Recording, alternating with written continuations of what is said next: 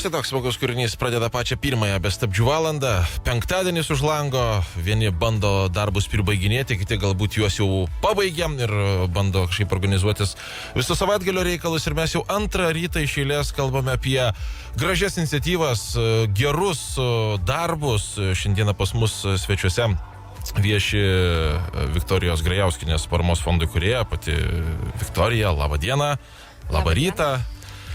Malonu, kad atkeliavot. Man irgi malonu, kad suteikėt galimybę pasisakyti ir labiau paviešinti tas visas aktualijos, kurios yra aktualios vaikų namams. Artimiausią pusvalandį mes kalbėsime apie, kaip ir sakiau, gerus darbus, gražias iniciatyvas ir, matyt, logiška, jog reikėtų pradėti nuo pačios pradžios. Tai kaipgi gimė jūsų paramos fondas ir kodėl? Taip, ta mintis, aš jau kaip kitiem sakau ir draugam ir visiems pasakoju, galbūt kirbėjo 10 metų.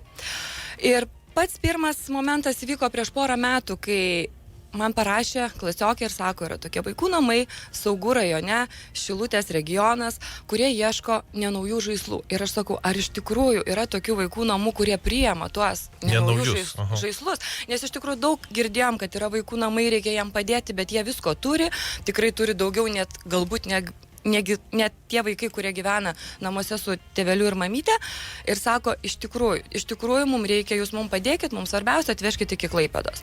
Ir aš tą padariau, surinkau porą maišų žaislų, bet tiesiog pati negalėjau atvykti ir perduoti. Ir nusprendžiau po metų pati pasiskambinti vaikų namus ir paklausti, ar tikrai jam dar reikia pagalbos, ko jam reikėtų. Ir jie sutiko, sako, be abejo, reikia ir rūbų, ir batų, ir žaisliukų, ir mes kartu su vyru jam nuvežėm. Ir mes kaip tik tą dieną pataikėm, kad buvo advento koncertas pas juos. Tie visi vaikučiai buvo gražiai pasipuošę, dainavo tas kalėdinės giesmes ir iš tikrųjų tas pirmas kontaktas gyvai, pačiuose vaikų namuose, pamačius tos vaikus, palietus jų rankytes, pabendravus, apėjus, pasižiūrėjus, kaip jie gyvena ir išgirdus aktualijas, kas yra pas juos aktualu, ko jam trūksta, kaip mes galėtume būti jam naudingi, privertė mane susimastyti ir pagalvoti, kaip būtų galima jiems padėti. Ir pagalvojot, kad, matyt, reikėtų įkurti savo paramos fondą. Na, iš tikrųjų, tas žingsnis truputėlį buvo vėliau. Rudenį, 14 metų lapkritį, mes paorganizavom tokią iniciatyvą. Facebook'e sukūrus paramos grupę Saugų namams surinkom labai daug daiktų. Visą autobusą, įmonė Balionų karaliai mus pasponsoriavo ir davė transportą, kuris nutransportavo visus daiktus. Tai buvo ir sofos, ir lovos, ir kilimai, ir baldai vaikams, ir žaidimai lavinamieji, rūbai, ir batai, ir indai. Na, viskas, kas gali būti reikalinga jiems buityje. Ir mes organizavome tokį paprastą koncertą. Tiesiog vaikai pasiruošė keletą numerių, aš su vyru šiek tiek mėgėjiškai muzikuojantis paruošėm keletą kūrinių, vaikai prikepė daug šaunių pyragų.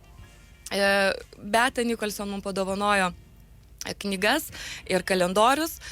Visos šeimynos buvo labai patenkintos ir turėjom puikų koncertą. Ir tą vakarą aš jam pažadėjau, kad aš norėčiau tikrai padėti gyventinti tą svajonę ir padaryti vasaros stovyklą, kurioje jie visi kartu, ne tai, kad grupelėmis keli kažkur išvyksta.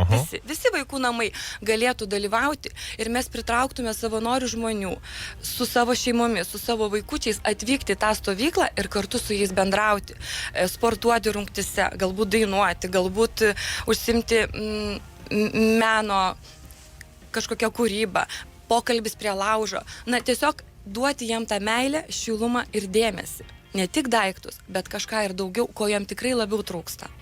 Tikriausiai ne vienas jūsų klausia, kodėl čia reikia trenktis į Klaipėdos kraštą, negi čia aplink sostinė nėra kur kam padėti. Aš manau, kad padėti tai nėra taip svarbu, ar čia, ar kitur tu padėsi, bet aš supratau, kad toliau nuo didmiesčių, mažose miesteliuose ta pagalba yra labiau reikalinga.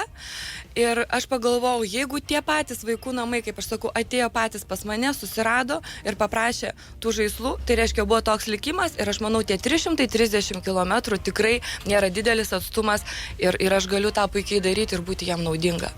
Jūsų paramos fondas jaunas dar, ar ne? Šiemet jis yra susikūręs, taip? Taip, kilo ta idėja po lapkričio mėnesio renginio, sausio mėnesį yra įsteigtas paramos fondas. Tiesiog norėčiau toliau vystyti tą veiklą ir kol kas fondas rūpinasi tik šiais vaikų namais ir artimiausius kelis metus padėti šiem vaikų namam, kaip aš sakau, tą visą materialinę bazę pagerinti ir sukurti tuos santykius su išoriniais žmonėmis, su savanoriais ir tiesiog daugiau renginių, daugiau komunikacijos, kaip aš sakau, kad tie vaikai matytų ir tuos gerus darbus ir matytų, kaip gyvena visuomenė, matytų, kokie vyksta renginiai, kad jie išeitų į gyvenimą pilni meilės, džiaugsmo, tos energijos ir patys kažko gyvenime toliau norėtų siekti. Pati pradžia dažniausiai tai užtenka ir jėgų daug, ir entuzijazmo, ar jau sunkumų buvo kažkokiu, ar susidūrė su kažkokiais, ar nesupratingai žmonėmis, ar kažkuo? Aš manau, kadangi ta veikla, jinai tikrai tokia yra, kaip pasakyt, labai kilni, graži, tai didelių nesklandumų tikrai nebuvo, tiesiog prieš kiekvieną renginį būna daugiau rūpešių, bet aš manau, čia tiesiog yra malonus rūpešiai ir kol kas dauguma tikrai mane palaiko, nes tai, kad mane palaiko mano draugai, mano artimieji, kuriem tikrai noriu padėkoti už tą visą paramą, pagalbą, organizuojant, renkant, dalinantis kontaktais, tai tas ir veža toliau mūsų priekį ir norisi padaryti vis daugiau. Nors fondas yra jūsų pavardė, jūs abu su vyru, ar ne, prie to dirbat, ar čia yra atskira jūsų reikalas? Ne, čia yra tik tai mano reikalas, vyras tiesiog, kaip aš sakau, padeda finansiškai tiek, kiek reikės pagalbos, o aš pati esu tas žmogus, kuris jau dirbu su savo fondu ir su visa šita veikla. Gerai, mes darom trumpą muzikinę pauzę, grįšim, pokalbį pratęsim. Dar šiek tiek klasikos, mūsų eterija kompanija Extreme, vis dar skamba mūsų eterija, grįžtame su mūsų studijos viešne į eterį, šiandieną pas mus viešė Viktorijos Grajauskinės paramos fondo įkūrėja, Viktorija Grajauskinė, pildanti vaikų svajones, konkrečiai tai vaikų globos namų svajones ir, dabar mes pakalbėkime apie tą jau konkretų reikalą, apie paramos renginį, saugų vaikų globos namų vasaros stovyklai Kintose gyvendinti. Tai, kada, kur viskas vyks, galbūt taip? Taip, renginys vyks šių metų gegužės 20 dieną 18 valandą muzikinėme teatre New York. Tai bus kitas trečiadienis. Visi žinom, kur yra, nereiks važiuoti kažkur toli, galima net ir pešiom nueiti, netoli gyvenat.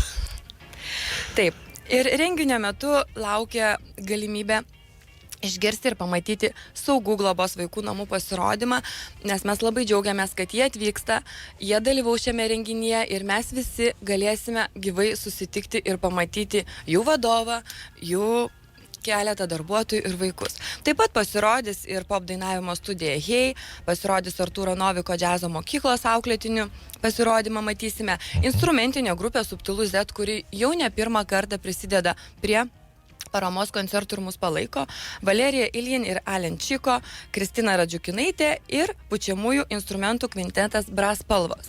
Vakaro metu taip pat bus loterija ir visos surinktos lėšos bus skirtos šiai vasaros stovyklai įgyvendinti šių vaikų saugų namų vaikams. Aš jeigu gerai supratau, tai bet kuris žmogus tiesiog gali atkeliauti į New Yorko klubą gegužės 20-ąją ir tiesiog stebėti visą šį pasirodymą ir tuo pačiu paremti vaikų namus. Taip. Tai yra atviras renginys, atviras visiems. Tiesiog visus prašome ir jeigu mūsų susirastumėt Facebook'e Viktorijos Grajauskinės paramos fondas, matytumėt visą informaciją, matytumėt sąskaitos numerėlį ir prašome visus registruotis, jeigu įmanoma, iki gegužės 18-19 dienos, pervedant mokestį dalyvio ir prisijungti prie šito vakaro. Taip, kviečiam visus, kas tik tai galit. Bet jeigu jūs negalit, o norėtumėt prisidėti, mes būsime labai dėkingi, jūs galite pervesti į mūsų fondo sąskaitą, nurodydami vasaros stovyklai. Kaip aš sakau, nėra per mažos sumos. Kiekvienas euras yra brangus ir kiekvienas galite nors simboliškai prisidėti prie šios stovyklos įgyvendinimo. Ir dabar papasakokit tuomet apie vasaros stovyklą. Kas tų vaikučių lauks, kur jie keliaus, kiek laiko praleis už tos visus pinigus? Taip, stovykla yra numatyta birželio 30 Liepos 3, tai būtų 4 dienos, 3 nakvynės Kintose. Kintose todėl, kad būtų pakankamai arti nuo pačių saugų, būtų paprastesnis transportavimas, bet labai kviečiame visus savanorius, visus su savo šeimom, su vaikais atvykti ir prisijungti prie edukacinės programos. Tai bus ne tik, kad vaikai kaip vasaros stovykloj pasportuos, pasimaitins, pasimaudys, mes norim jiems sukurti tą, kaip aš minėjau, meilę, dėmesį, šilumą, kad mes visi kartu sportuotume, žaistume futbolą, žaistume kvadratą, mes visi kartu pieštume, mes visi kartu dainuotume ir mes visi kartu atliktume tai, ką būtų galima per tas 3 dienas įgyvendinti. Galbūt paruoštume gražų koncertą, padarytume paskutinį išlydimą į vakarą. Visą tą informaciją mes vėliau skelbsime savo puslapyje, Facebook'e, jūs galėsit susipažinti ir jeigu nesat iš to krašto, bet galbūt atostogausit Palangoj, Klaipėdoje ar kažkur netoliese, tikrai atvažiuokit bent porai valandų pabendraukit, pamatykit, kaip tai yra, nes, kaip minėjau, kai tu pats prisilieti prie to, pamatai, pabendrauji su vaiku, išgirsti, kas jam yra aktualu, ko jam reikia, tada tu supranti, kuo tu gali būti reikalingas ir kaip tu gali padėti. Reikėtų akcentuoti, kad jūs atsivežti visus vaikus iš namų, visus taip. Nuo iki, ar ne? Nuo iki, taip, teisingas pastebėjimas, vaikų namuose yra nuo gimimo iki 18 metų, jų šiai dienai yra, 73-75 plus minus tas skaičius svyruoja, jų yra nemažai, mes bandysim susiskirstyti grupelėm, tam tikros užduotis paaugliam, tam tikros užduotis mažiesiam vaikam, bet mes tikimės, kad taip, kad visi vaikai, būtent renginys visiems vaikam, visiems vaikų namam ir kad mes kuo daugiau savanorių prisijungtume ir padėtume tas 3-4 dienas jiems smagiai praleisti laiko, pasidalinti kontaktais, nes iš tikrųjų ir tie paaugliai gyvendami tame mažame miestelėje, jie neišvažiuoja didmiesčius, jie gal ir neturi tiek daug tų draugų, jiems smagu susirasti ir savo bendramžių draugų, galbūt vėliau su jais bendrauti e-mailų, Facebook'ai, žinutėm, kaip dabar populiaru tarp jaunimo, jiem irgi to reikia ir jiem taip praskaidrina jų kasdieninę nuotaiką ir gyvenimą. Gerai, tuomet žmonės, kurie norėtų pagelbėti savo pagalbą, savo darbais, jiems matyti reikėtų taip pat susirasti jūs Facebook'e, ar ne, ir susikontaktuoti. Taip. Visi yra kontaktai, gali rašyti tiek asmeniškai man susiradę Facebook'e ir tiek pat gali susirasti Viktorijos Grejauskienės paramos fondas ir rašyti visą informaciją, kas kuo galėtų prisidėti ir mes tikrai labai mielai visų laukiame ir visų palaikymo ir pagalbos. Taip, o kol kas visi keliaujat gegužės 20-ąją 6 vakare į New Yorko muzikinį klubą. Taip. Ačiū, Viktorija, kad atkeliavot. Ačiū Jums, kad priėmėt ir suteikėt galimybę papasakoti apie šį renginį, šios vaikus namus ir šį fondą. Iki kitų kartų. Ačiū. Iki. Iki. Radio stotis kelyje.